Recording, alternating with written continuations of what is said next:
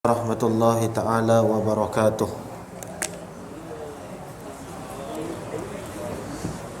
A'udzu billahi minasyaitonir rajim. Bismillahirrahmanirrahim. Alhamdulillahi rabbil alamin. Wassalatu wassalamu ala asyrafil anbiya'i wal mursalin wa ala alihi wa ashabihi ajmain. Allahumma salli wa sallim ala sayyidina Muhammad wa ala alihi wa ashabihi wa man tabi'ahum bi ihsanin ila yaumiddin. Rabbi shrah li sadri wa yassir li amri wahlul 'uqdatam min lisani yafqahu qawli. Qalu subhanaka la ilma lana illa ma 'allamtana innaka antal alimul hakim. Amma ba'd. Alhamdulillah, yang saya hormati Tuan Pengerusi, yang saya hormati Tuan Imam, Tuan Bilal, Tuan-tuan guru, ahli jawatan kuasa masjid, muslimin, muslimat yang dirahmati Allah sekalian. Alhamdulillah, syukur kepada Allah. Allah masih panjangkan umur tuan-tuan dan puan-puan. Allah telah memilih kita semua untuk sama-sama kita mengimarahkan rumah Allah. Alhamdulillah, Allah kurniakan kepada kita nikmat yang terlalu banyak dan nikmat yang paling besar, nikmat iman dan juga nikmat Islam. Alhamdulillah. Tuan-tuan yang dirahmati Allah, insya-Allah malam ni kita sambung Riyadhus Salihin Imam An-Nawawi rahimahullahu ta'ala. Tajuk untuk malam ni adalah kelebihan sikap mengutamakan orang lain. Sikap mengutamakan orang lain berbanding diri kita sendiri.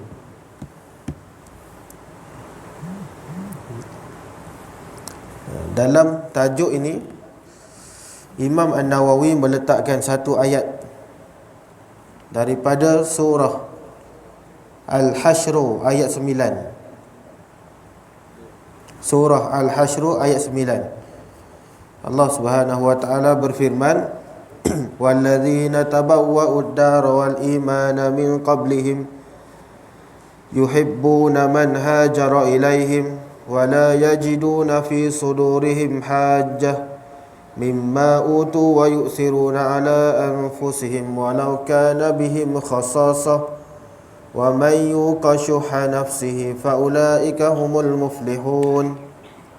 Al-Hashr ayat 9. Tuan-tuan, kalau kita baca terjemahannya, ia mengisahkan tentang golongan Ansar yang duduk di Madinah dan telah beriman sebelum kedatangan golongan-golongan Muhajirin.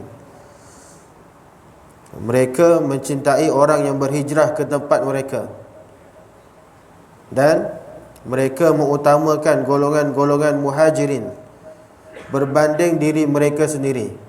Orang-orang Ansar, mereka mengutamakan golongan Muhajirin yang datang daripada Mekah ke Madinah. Mereka tolong. Orang-orang Ansar ni akan memberi pertolongan, seperti mana yang disebut dalam sirah Nabi. Bila golongan Muhajirin datang, apa yang dia bagi? Apa sahaja yang golongan Muhajirin nak, golongan Ansar akan bagi.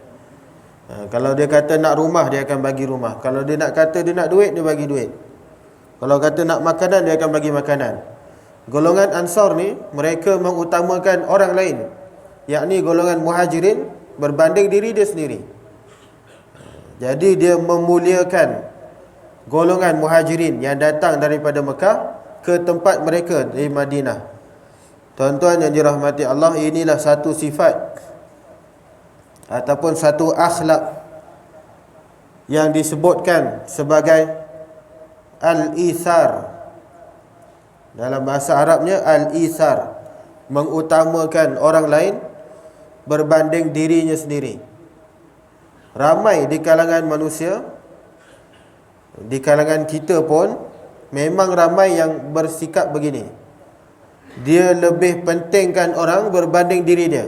Dia tak makan tak apa, yang penting orang lain makan. Ada orang begini. Memang ada, tidak dinafikan. Tapi memang jarang kita nak jumpa lah orang macam ni. Jarang. Tapi ada. Susah nak cari tapi ada. Ini nama dia al-isar, utamakan orang lain berbanding diri sendiri. Dia tak dapat duit tak apa, yang penting orang lain dapat. Dia tak dapat bantuan tak apa, yang penting orang lain dapat. Dia tak dapat beras tak apa, yang penting orang lain dapat. Dia suka mengalah orang ni. Orang jenis ni dia suka mengalah. Tak apalah, bagilah orang lain yang lagi susah daripada saya. Itu nama dia al-isar. Sikap ini dipuji oleh Allah dalam Al-Quran dan juga oleh Nabi SAW. Tuan-tuan, ayat ini diturunkan oleh Allah kepada Nabi. Sebenarnya ada kisah di sebalik ayat ni. Ada satu kisah yang disebutkan dalam hadis yang panjang yang diriwayatkan daripada Abu Hurairah radhiyallahu taala anhu. Jaa rajulun ila Nabi sallallahu alaihi wasallam faqala inni majhudun. Datang seorang lelaki, dia jumpa Nabi sallallahu alaihi wasallam. Dia kata, ya Rasulullah, sesungguhnya saya lapar. Saya dah lama tak makan. Saya lapar sangat ni. Boleh tak Rasulullah jamu saya makan? Ada tak makanan sedikit untuk saya jamah? Jadi lelaki ni dia datang jumpa Nabi. Dia nak minta bantuan, nak makan sikit. Maka Nabi pun pulang ke rumah isterinya. Fa arsala ila ba'di nisaihi faqalat wallazi ba'athaka bil haqq ma indi illa ma'un. Maka Nabi ni tuan-tuan, bila dia tengok ada seorang yang susah, yang tak ada makanan, Nabi akan cuba untuk bantu dia. Nabi usaha untuk bantu. Memang itu juga sikap Nabi. Bantu orang dalam susah. Memang Nabi suka tolong orang. Jadi bila datang seorang yang tak makan, lapar, Nabi nak tolong. Nabi pulang ke rumah isteri dia. Salah seorang daripada isteri dia, Nabi tanya, wahai isteriku, apa makanan yang ada di rumah kamu ni? Ada tak makanan sikit? Sebab ada seorang lelaki ni, dia dah lama tak makan. Maka apa jawab isteri dia ni? Maka kata dia, ma indi illa ma'un. Wahai Rasulullah, dekat rumah saya ni tak ada makanan apa pun. Yang ada cuma air. Ma'un, air. Rumah isteri Nabi ada air je. Air untuk minum je. Itu pun air kosong, bukan air Milo. Air kosong. Tak ada makanan lain selain daripada air. Kalau ada kurma ke, boleh juga dia nak bagi. Tapi tak ada. Jawapan dia hanya air. Maka Nabi pun pergi ke rumah isterinya yang lain. Summa arsala ila ukhra faqalat misla zalik hatta qulna kulluhunna misla zalik la wallazi ba'athaka bil haqq ma indi illa ma'un. Nabi pun pergi ke rumah isterinya yang lain. Nabi tanya pula isteri yang kedua ni, apa ada kat rumah? Roti canai ada? Nasi ada, nasi. Apa jawapannya? Tak ada apa ya Rasulullah. Air kosong je ada. Jenuh. Air kosong je ada. Nabi pergi rumah isteri yang lain. Apa ada dekat rumah ni? Tak ada apa. Air je ada. Semua rumah isteri Nabi tak ada makanan. Yang ada hanya air.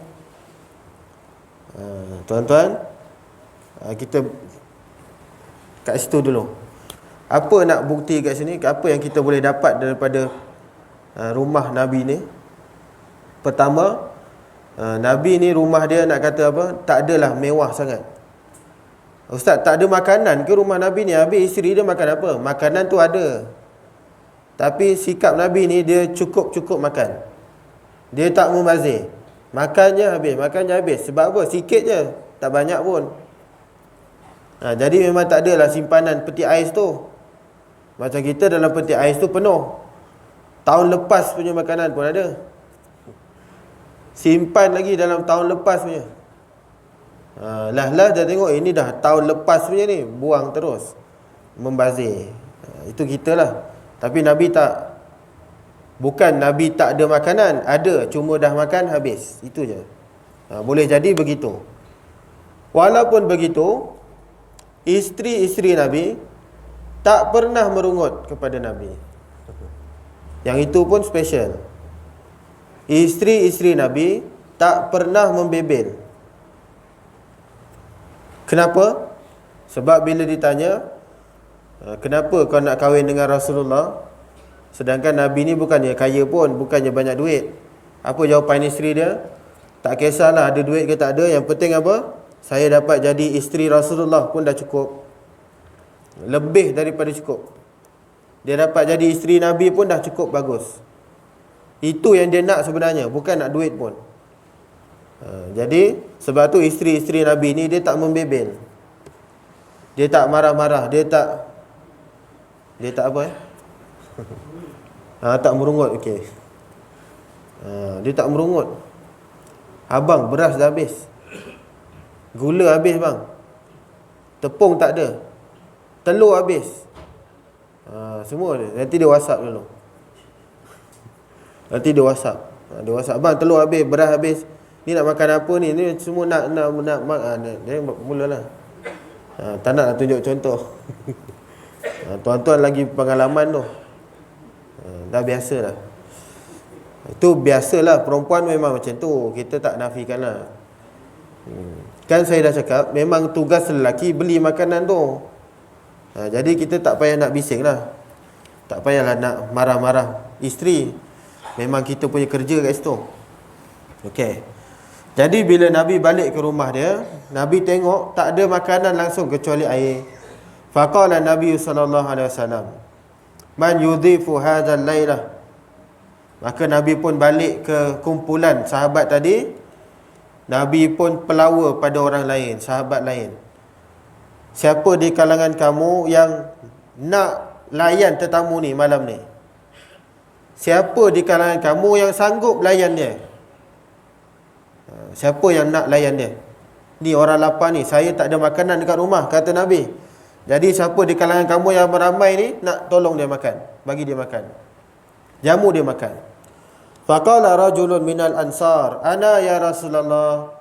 Maka seorang lelaki daripada kaum Ansar, dia bangun, dia angkat tangan, ana, saya ya Rasulullah. Saya akan layan dia malam ni. Saya akan jamu dia makan malam ni. Tuan-tuan, lelaki ni nama dia siapa? Dalam riwayat mengatakan nama lelaki ni adalah Abu Talhah. Nama lelaki Ansar ni Abu Talhah nama dia. Dialah yang angkat tangan, saya ya Rasulullah, saya akan jamu dia makan balik rumah. Maka Nabi pun seronok dengan Abu Talhah kerana dia sanggup nak jamu orang ni. Fantalaqa bihi ila rahlihi faqala limra'atihi akrimi dhaifa Rasulillah sallallahu alaihi wasallam. Qala limra'atihi hal indaka syai'un? Hal indaki syai'un?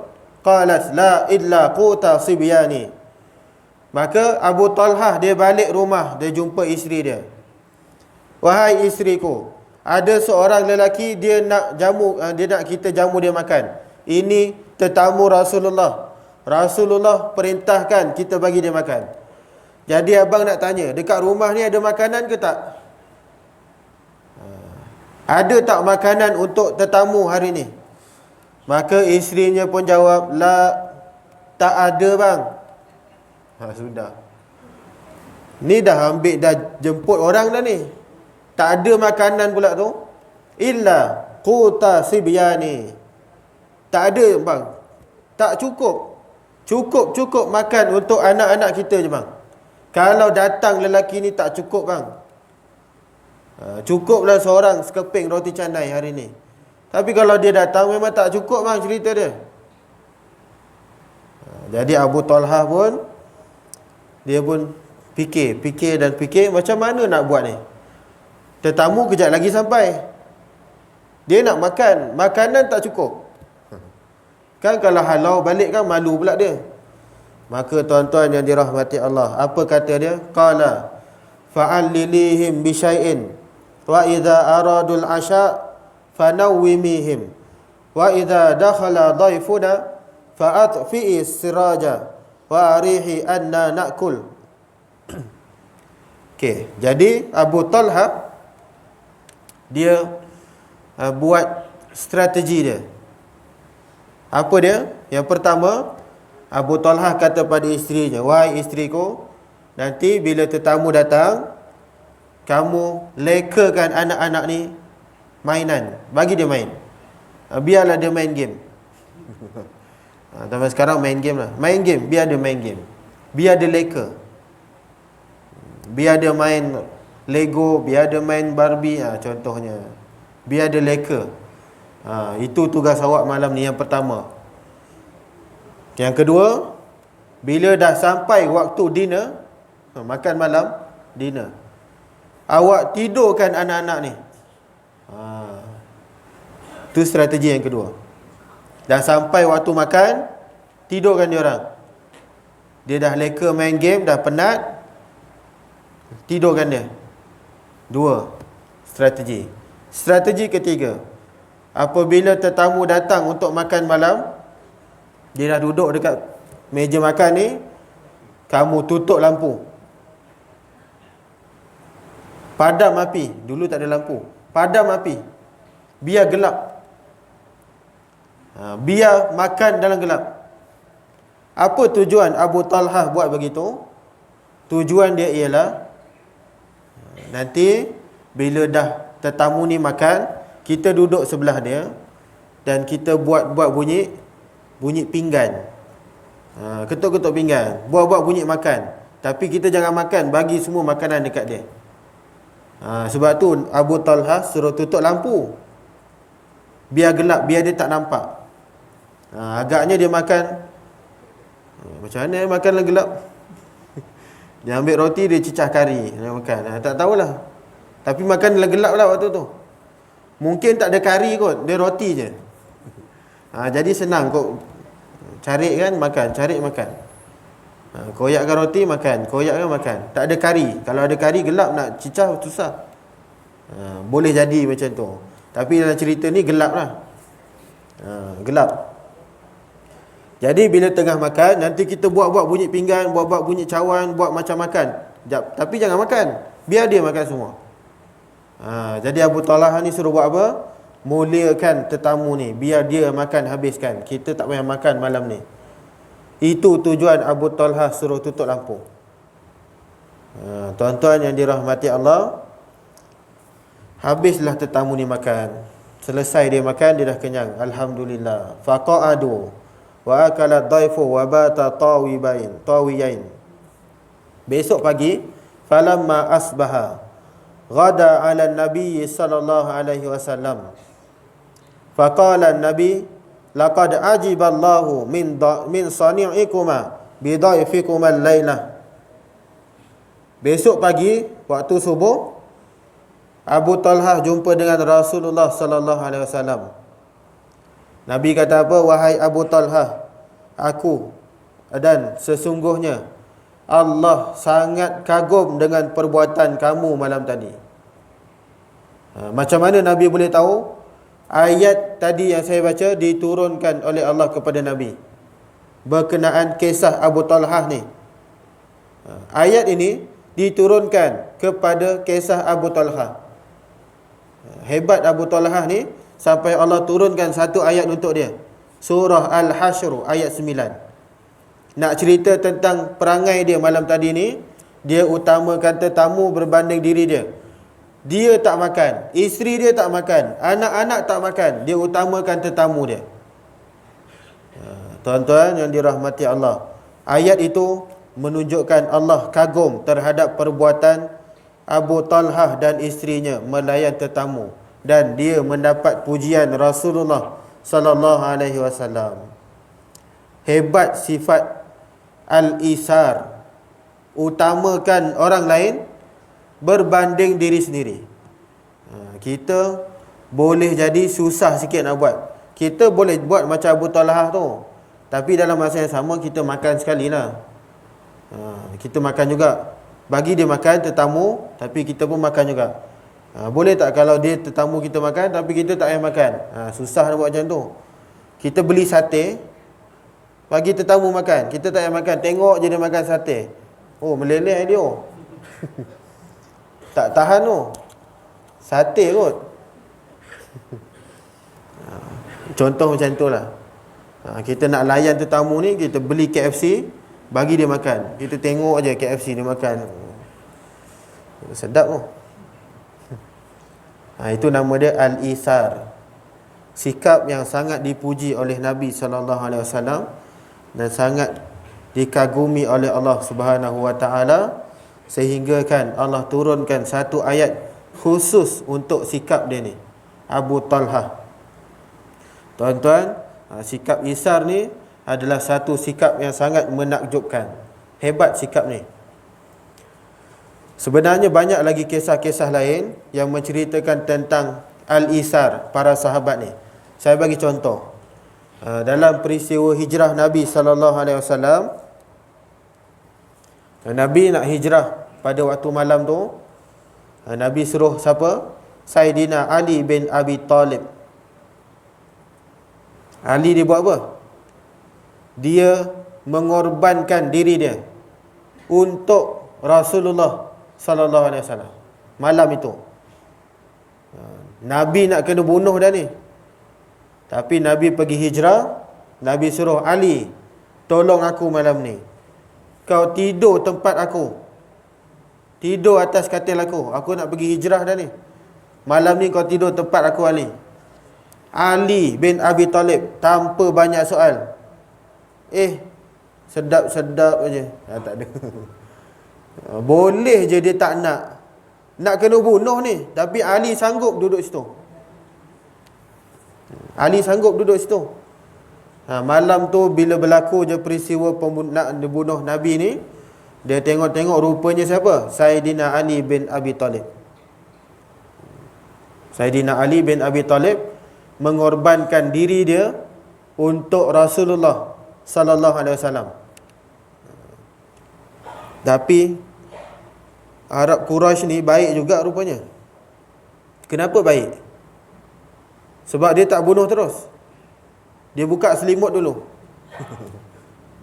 Dia buka dulu. Oh, Ali. Dia tak bunuh Ali pun. Kalau orang jahat sekarang, Ali ke Muhammad ke, bunuh je lah, yang penting seorang mati. Tapi Arab Quraisy ni baik juga rupanya. Dia tak bunuh Ali, dia biarkan Ali terlepas. Tak apa, Ali biar, jangan bunuh Ali, kita nak bunuh Muhammad je. Oh, baik rupanya. Baik. Padahal boleh je bunuh terus, tak payah tengok siapa lah, bunuh je. Kan senang, selesai masalah. Baru buka, oh Ali rupanya. Tak apalah, dah terbunuh Ali, tak buat macam mana. Sepatutnya macam tu lah penjahat. Tapi tak, dia tengok, oh Ali, dia tak bunuh. Oh, baik Arab Quraisy ni. Sepatutnya kita nak bunuh je lah terus. Tak payah nak tengok-tengok dah, bunuh je. Macam cerita apa? Cerita Labu Labi. Tuan-tuan pernah tengok Labu Labi? Mustahil tak tengok. Mustahil. Labu Labi yang dia colek anak dia. Siapa nama anak dia? Ya, anak Ibrahim pendek tu. Kan dia colek Ibrahim pendek. Sebab apa dia colek? Sebab dia tahu tu tempat tidur anak dia. Dia tak payah buka dah selimut, dia ambil cukup terus. Sampai pejabat kadi baru buka, oh Ibrahim pendek rupanya. Sepatutnya orang jahat macam tu. Tapi Arab Quraisy ni dia pandai sikit kot. Dia tengok dulu, oh ni bukan Muhammad, ni Ali, jadi tak payah bunuh. Tapi orang penjahat sekarang dia main cekup je. Sebab apa? Sebab dia tahu itu bilik Cikgu Murni. Cikgu Murni punya bilik. Dia tahu malam tu dia tukar bilik. Jadi Ibrahim pendek yang kena cekup. Jadi tuan-tuan nak bagi contoh macam tu lah. Arab Quraisy ni dia tak bunuh Ali bin Abi Talib sebab dia nak bunuh Muhammad sahaja. Malam tu Ali yang tidur situ, jadi selamatlah Ali dan juga Rasulullah sallallahu alaihi wasallam. Nak cerita apa? Ali bin Abi Talib dia mengorbankan diri dia untuk Rasulullah sallallahu alaihi wasallam. Tu contoh satu. Contoh yang kedua, tuan-tuan mungkin pernah pergi Masjid Nabawi. Masjid Nabawi, pergi ziarah makam Rasulullah. Sebelah makam Rasulullah siapa? Makam Saidina Abu Bakar. Lagi siapa? Makam Saidina Umar. Tempat Saidina Umar tu tempat siapa sepatutnya? Tempat Sayyidatina Aisyah sepatutnya. Sepatutnya Aisyah punya tempat tu. Tapi bila Umar dah nak wafat, dah nazak nak meninggal ni, dia minta pada Aisyah, wahai Aisyah, boleh tak nak minta izin saya nak dimakamkan sebelah Rasulullah dan sebelah Abu Bakar. Sepatutnya Aisyah yang lebih berhak dekat situ. Sebab apa? Rasulullah suami dia, Abu Bakar ayah dia. Aisyah yang letak situ patutnya. Tapi Umar minta izin, wahai Aisyah, saya nak dimakamkan dekat sini. Boleh ataupun tidak, wahai Aisyah. Aisyah punya sikap, dia kata apa? Wahai Umar, tak apalah, silakan, boleh saja kau dimakamkan sebelah ayah dan suami saya. Saya makam dekat Baqi' pun tak ada masalah. Tengok Aisyah, dia bagi peluang pada orang, dia tak penting diri sendiri. Dia mengutamakan orang lain. Umar Al-Khattab berbanding diri dia. Sepatutnya itu tempat dia.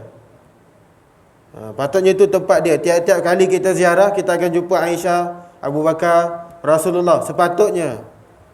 Tapi Aisyah dia tak duduk situ. Dia bagi Umar. Itu sikap Al-Isar. Utamakan orang lain berbanding diri sendiri. Hebat sahabat-sahabat Nabi ni, dia punya sikap Al-Isar. Dia suka utamakan orang berbanding diri mereka sendiri.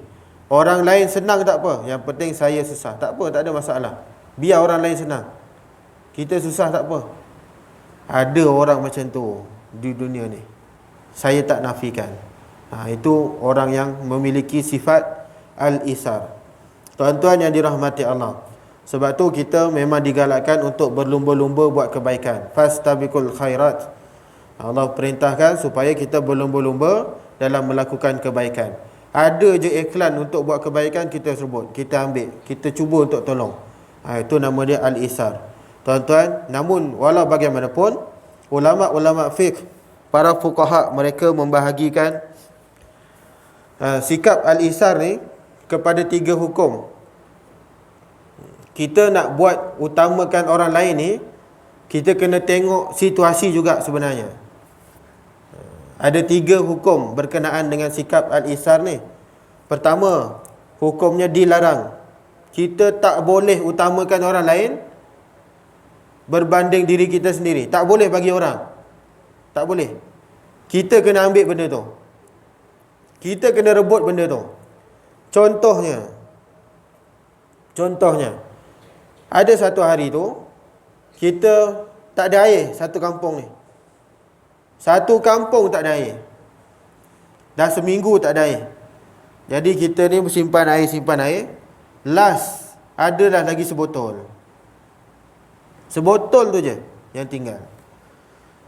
Sekali ada jiran datang, Assalamualaikum bang, ada air lebih tak? Saya nak buat wuduk. Saya nak guna air tu nak buat wuduk. Tuan-tuan, dalam saat ini, tuan-tuan kena tengok diri sendiri. Tuan-tuan dah wuduk ke belum? Kalau belum, tak boleh bagi air tu dekat dia. Kalau kita sendiri yang belum wuduk, tak boleh bagi air tu dekat dia. Jangan, dilarang. Tak apalah kau ambil air ni, saya tak wuduk pun tak apa. Kau ambil wuduk dulu, kau pergi solat dulu, saya tak solat pun tak apa. Macam tu. Dilarang hukum dia. Sebab apa? Sebab kita sendiri belum wuduk, nak bagi perkara wajib tu pada orang, tak boleh. Dilarang hukum dia. Melainkan kalau kita dah wuduk dulu, lepas tu ada baki lebih separuh, bagi, nah ni baki dia, kau ambil, kau wuduk pula. Yang tu tak apa. Yang penting apa? Selesaikan dulu yang wajib kita punya ni. Jadi dalam perkara-perkara yang wajib, kita tak boleh utamakan orang lain. Kita kena utamakan diri sendiri. Perkara-perkara wajib, fardu ain. Contoh lain, masa PKP dulu, solat Jumaat ada giliran. Solat Jumaat ada giliran. Minggu ni sampai giliran saya. Minggu ni giliran saya pergi solat Jumaat. Tiba-tiba ada kawan saya telefon, "Bang, saya nak pergi solat Jumaat dah.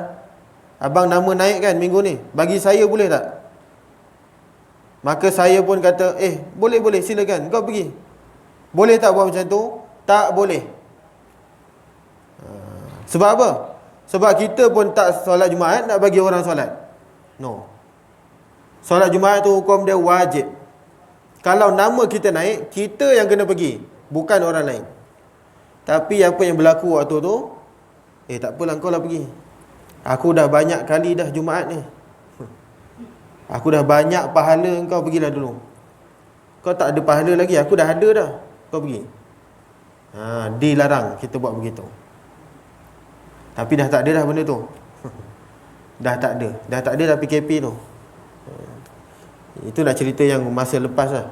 Tu contoh, nak bagi contoh. Ada yang buat begitu. Dia bagi giliran solat Jumaat dia pada orang lain, padahal dia yang kena pergi, wajib untuk dia. Tak apalah, kau lah pergi pula, asyik aku je. Padahal dia pun dah lama tak pergi juga. Sama je. Jadi dilarang bagi pada orang. Itu dua contoh. Contoh lain, banyak lagi contoh. Giliran haji pun sama.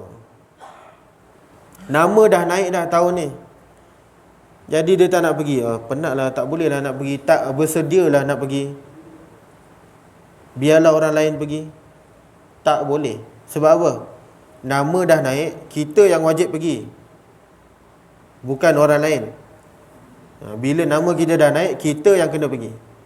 Melainkan ada hal-hal yang lain lah. Sakit, tak kuat, aksiden dan sebagainya, itu tak apalah, ada sebab dia. Tapi ni tak ada sebab, sihat. Tak boleh lah, musim haji tahun ni musim durian. Nanti kalau aku pergi haji, tak makan durian, tak payah pergi, kau pergi pula. Tak boleh macam tu. Dilarang. Dalam sikap al-isar ni memang bagus. Utamakan orang lain berbanding diri sendiri memang bagus. Tapi dalam perkara-perkara wajib, kita dilarang buat begitu. Itu hukum pertama. Dalam perkara wajib, kita tak boleh utamakan orang. Kita kena diri sendiri, utamakan diri, pentingkan diri. Pentingkan diri. Wajib. Hukum yang kedua, makruh. Makruh ni apa?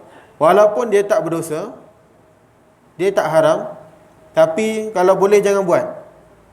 Sebab benda tu dibenci, makruh. Contoh dia, saya bagi, kita solat berjamaah. Kita solat berjamaah, saf pertama kosong. Saf pertama kosong. Kita yang patut ke depan, tapi kita buat tak tahu je. Kita buat relax je. Abang sebelah ni, bang pergilah bang. Kau lah pergi, tak apalah kau pergi. Kita sanggup duduk saf kedua berbanding saf pertama. Tak apalah, abang utamakan kau. Sikap al-isar tu bagus. Tak apa, kau pergilah dulu, kau duduklah saf pertama, aku dah selalu. Lagi-lagi solat Jumaat. Solat Jumaat memang suka duduk belakang. Sebab apa? Senang nak balik. Senang nak balik. Lepas tu dia duduk dekat pintu, cepat nak keluar, tak payah nak melangkah orang. Tu contoh dia lah. Sepatutnya apa? Dia kena duduk depan sekali. Dia ada peluang untuk duduk depan, tapi dia bagi orang, tak apa, engkau lah pergi, tak apa, silakan. Dua-dua tak nak, sila, dua-dua sila, seorang pun tak pergi. Orang Melayu ni memang pemurah. Dia jadi macam tu lah, sila. Sila. Padahal dia yang kena pergi. Hukum dia apa? Dia buat sila tu, hukum dia apa? Makruh. Patutnya dia yang ke depan. Dalam perkara-perkara sunat, kita hukumnya makruh utamakan orang. Perkara wajib dilarang utamakan orang. Perkara-perkara sunat, ibadah sunat, kita makruh utamakan orang. Boleh, tak ada masalah, tak berdosa pun, tapi dibencilah. Tak baguslah benda tu. Dalam perkara-perkara sunat, tak apa, engkau lah pergi, aku dah banyak pahala, kau pergi. Banyak sangat tu. Itu banyak yang kita jumpa. Itu biasa kita jumpa macam itulah. Tuan-tuan, lagi apa? Nak jadi imam pun sama juga. Bila dah habis iqamah, dia duduk je macam tu. Dia pejam mata tau. Dia duduk, dia pejam mata. Dia tak nak jadi imam. Padahal benda tu sepatutnya dia kena jadi. Dia layak untuk jadi, tapi dia tak nak. Dia diam aja. Abang dah pergi, abang pergi. Sepatutnya dia layak, dia yang kena pergi. Jadi tuan-tuan, dalam perkara-perkara sunat, kita makruh untuk buat begitu. Kita yang kena pergi, digalakkan. Itu hukum kedua. Hukum yang ketiga, yang ini digalakkan untuk kita utamakan orang lain. Kita sikap isar, sangat-sangat dianjurkan. Dalam perkara apa? Selain daripada ibadah fardu dan ibadah-ibadah sunat. Selain daripada tu, kita digalakkan untuk utamakan orang lain. Nak bagi makan pada orang, pengurusi umum kan, malam ni kita nak buat kenduri, siapa nak bagi makanan kenduri malam ni silakan. Kita berebut, saya. Itu bagus, al-isar. Dia berebut-rebut nak buat kebaikan, yang itu bagus. Sebab apa? Itu bukan ibadah wajib, bukan ibadah sunat. Dia dahulukan orang, orang nak pergi dulu pun tak apa, dia tak nak pergi pun tak apa. Tuan-tuan, dalam perkara-perkara lain sangat digalakkan. Kita bawa balik makanan kejap lagi, dalam jalan kaki tiba-tiba ada seorang datang, bang, saya dah lama tak makan bang, bagilah makanan tu. Kita sangat digalakkan untuk bagi dia. Nah, kau ambil lah. Tu bagus, tu tak apa. Makanan tak apa. Makanan boleh, bagi je dia, tak apa. Kita tak makan tak apa, biar dia makan. Itu contoh dia. Itu contoh dia. Jadi ada 3 hukum dekat situ. Wajib, makruh, sangat-sangat dianjurkan, sangat digalakkan. Jadi tuan-tuan, dalam kita nak utamakan orang lain ni, kita kena tengok situasi. Ada kalanya, kadang-kadang orang tu benda wajib dia tak lepas lagi, tapi dia sibuk nak buat benda-benda yang lain-lain selain daripada kewajipan dia. Contoh, dia dapat gaji, saya sebut dah sebelum ni, dia dapat gaji, hutang rumah dia tak bayar lagi, hutang kereta dia tak bayar lagi, nafkah isteri dia tak bagi, nafkah pada anak dia tak bagi, dan lain-lain ni dia tak bagi, tapi dia sibuk nak sedekahkan gaji dia semua pada golongan lain. Sepatutnya dia kena buat apa? Dia kena buat yang wajib ni dulu. Selesaikan dulu yang wajib ni. Dah selesai wajib, barulah dia sedekahkan pada orang lain. Dia sibuk nak utamakan, kesian Palestin ni tak makan. Dia dapat gaji 3,000 dia bagi Palestin. Dia balik rumah, anak dia jadi Palestin. Sebab apa? Anak dia tak makan. Ayah nak makan. Ayah tak ada duit, ayah dah bagi Palestin. Habis. Bukan tak boleh bagi, boleh. Tapi wajib ni kita utamakan dulu. Kena tengok situasi. Selesaikan dulu yang wajib, baru kita bagi yang lain-lain. Isteri pun tak bising, bawang dah beli, beras dah beli, gula dah beli, dah selesai semua, baru boleh bagi orang. Ini tak, dah bagi orang, lepas tu kita balik, bang gaji mana bang, nak beli beras, dah bagi dah dekat orang. Nanti tunggu je lah. Kalau tak sejam 2 jam bebel. Sejam 2 jam membebel tu confirm. Abang ni kat rumah pun tak ada makanan, abang dah bagi dekat orang ni habis. Tuan-tuan yang dirahmati Allah, sikap isar sangat-sangat digalakkan untuk kita buat. Tapi ada kalanya kita perlu nilai dan perlu tengok pada situasi kita sendiri. Jadi tuan-tuan, jangan kita tersilap, jangan kita tersalah, jangan kita tersalah nilai. Itu nama dia fiqh keutamaan. Dia kena timbang dulu, yang mana dulu dia kena buat, yang mana kemudian. Itu fiqh keutamaan. Jadi tuan-tuan yang dirahmati Allah, itulah dia sikap al-isar, mengutamakan orang lain berbanding dirinya sendiri. Dan sikap ini sangat-sangat dipuji oleh Nabi SAW. Tuan-tuan yang dirahmati Allah, tajuk seterusnya adalah berkaitan dengan qanaah. Yang ini nanti kita akan sambung minggu akan datang. Tajuk berkaitan dengan qanaah. Yang ini juga sikap ataupun akhlak yang sangat dipuji. Kita boleh tengok bagaimana sikap qanaah Nabi dan juga para sahabat. Qanaah ni apa? Sentiasa rasa cukup dengan apa yang dia ada. Itu namanya qanaah. Sentiasa rasa cukup dengan apa yang dia ada. Dia bersederhana dalam hidupnya. Cukuplah ni, alhamdulillah. Ada kereta, alhamdulillah.